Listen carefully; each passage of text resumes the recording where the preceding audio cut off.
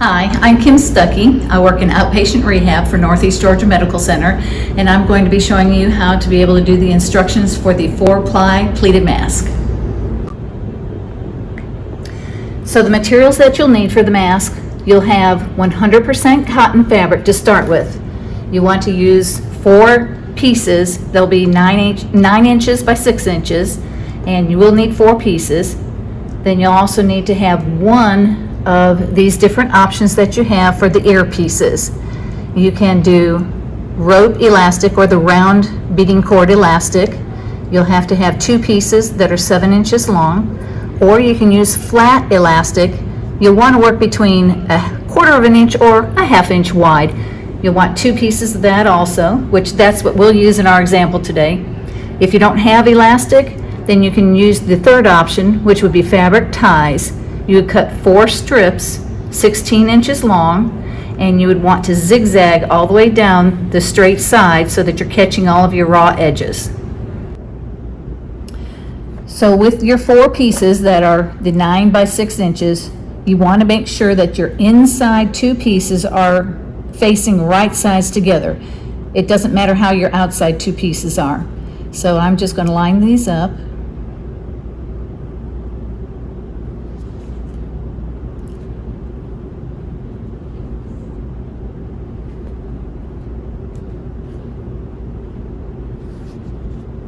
If you're more comfortable with pinning it, by all means do so. But if you're fine just simply lining it up, that's okay too.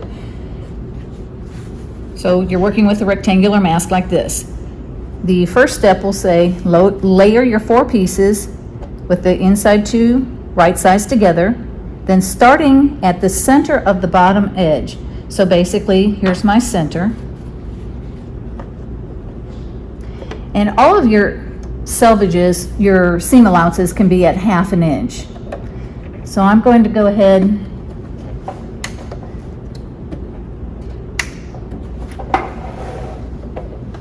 and start sewing from the center all the way across to the end.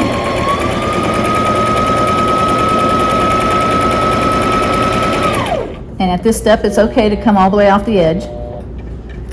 Then you want to turn 90 degrees, open it up to where you can get right on up to that edge with your first piece of elastic.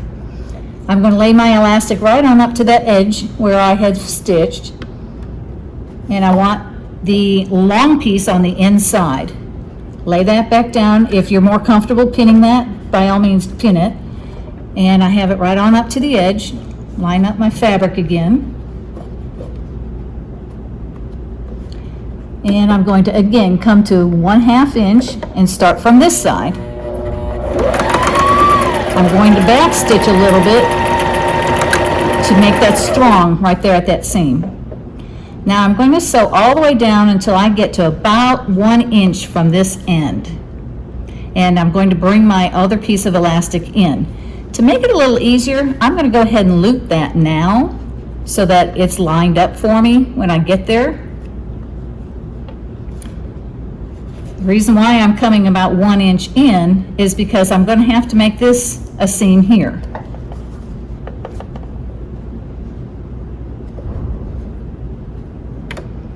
I'm going to sew again 1/2 inch seam.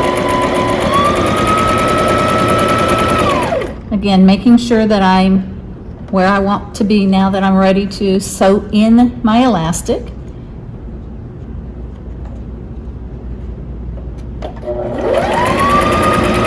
Back stitch so that I can reinforce that. I'm going to go right off the end, pick up my material and turn another right angle. I'm going to line myself up at 1/2 inch so I can start again. Now I can fill with my finger, but the important thing is if you're using ties here, be sure that this is 1 tie here and 1 tie here. You're not looping your tie. If you're using the corded elastic or the flat elastic, you're looping your elastic inside. Be sure that you're pushing it out of your way as you get ready to sew this next step so that you don't catch it with your stitching. I'm going to sew all the way across. This is now the top of my mask at 1/2 inch.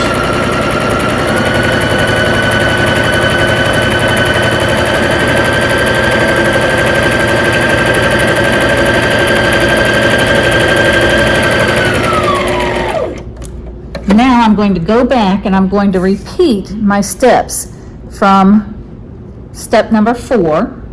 I'm going to get my new piece of elastic, or again, if I was using a tie, a new tie.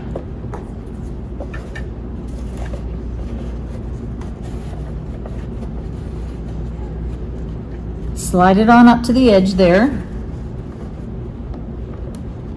Lay my fabric back down.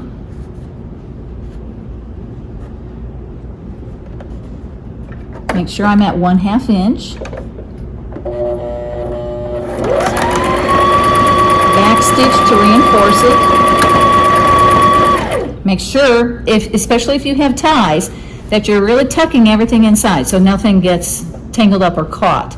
I am getting ready for my next loop that's going to be at this end, but I'm just getting my loop ready.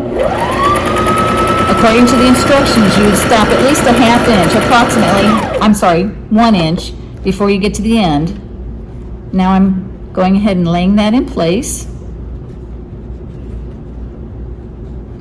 The main thing is I need to make sure that I can sew my next seam without catching the side of it. I'm going to come all the way to the end, reinforcing where I'm back stitching across that, all the way out the end. I'm going to turn again. I'm not snipping off any of these threads because it's going to help that from unraveling. Again, be sure you're tucking everything inside so that it doesn't catch as you sew your next seam. Now you want to stop at least 2 inches before you come back to your stitching so that you've got a pocket to be able to turn this right side out. All right, I can stop right there, take it out, cut my thread. Now, this is just personal preference. If you had decided to back stitch on both of these ends, then you could snip this to make it easier when you turn it right side out. You don't have to though if you don't want to. We're going to turn everything right side out and just kind of push those corners out there as best you can. Let's get a nice corner.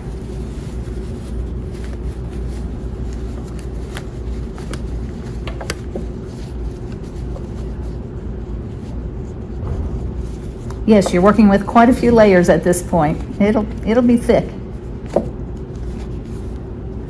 Okay. If you like to iron, just for the sake of the video, we're not going to stop and iron, but if you like to iron, this is the best time to do it.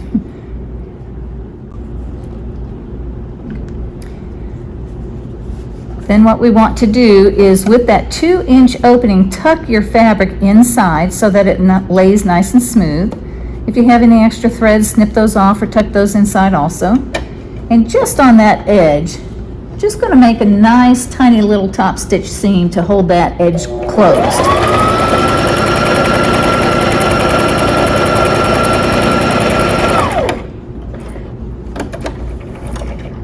Don't worry about back stitching it there. We're going to snip off those edges because you'll actually come all the way around the mask a couple of times to reinforce.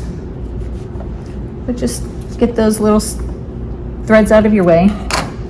Okay. I'm just pulling all my edges out to smooth, clean folds.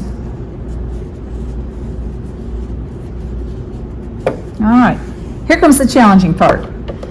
You want to make 3 folds, tucks, and you want them to be even with each other.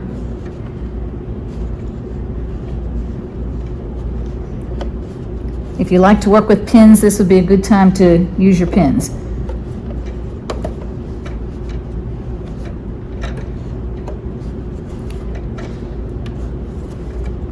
I'm going to start up at the top corner. I'm going to sew through each of those tucks.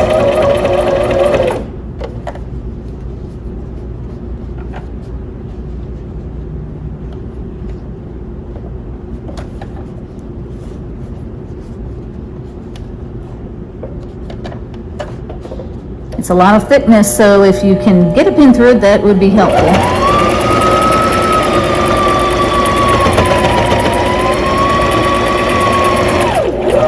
right on up to the corner. We're going to sew all the way around the mask 2 times.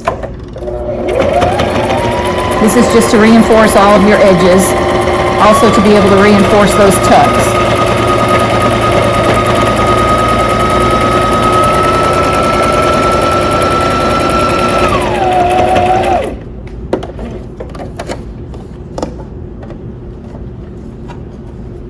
Be sure, again, as you come over to this side and you get ready to do your next side with tucks, that they are pointed the correct direction.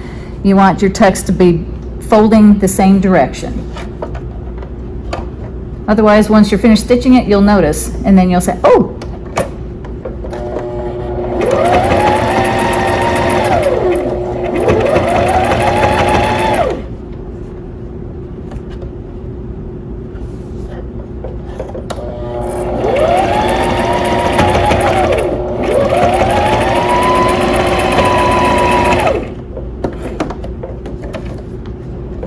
All right, the hardest part is over.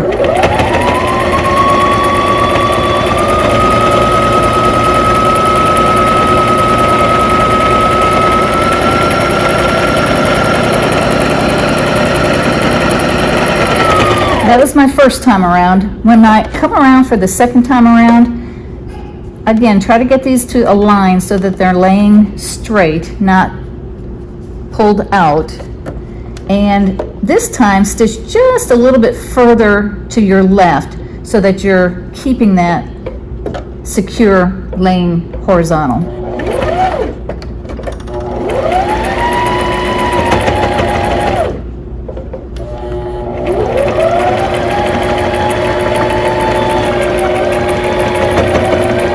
A lot of thickness there. Sometimes you have to actually help guide the fabric through.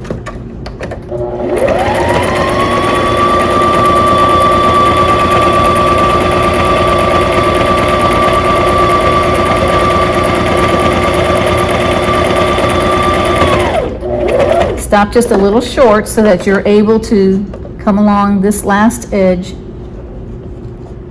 Again, a little bit to the left to reinforce that at a nice horizontal line.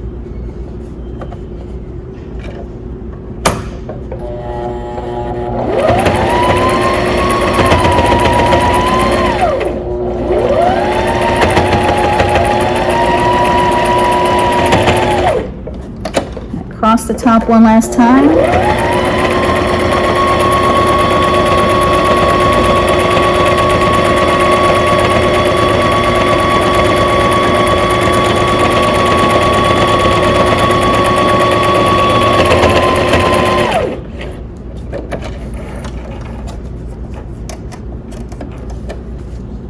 And there's your completed mask. And once you've ironed it, you have now the mask with the ties, and of course this one's not been ironed, or the mask with the elastic. So once you're finished, you have your 4 pleated mask with the elastic or with the ties.